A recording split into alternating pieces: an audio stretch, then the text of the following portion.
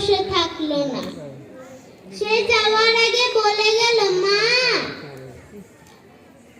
আমি আন্দোলনে যাচ্ছি। আমি মুখ্য সূক্ষ্ম মানুষ। আমি বললাম, আন্দোলন কি বাবা?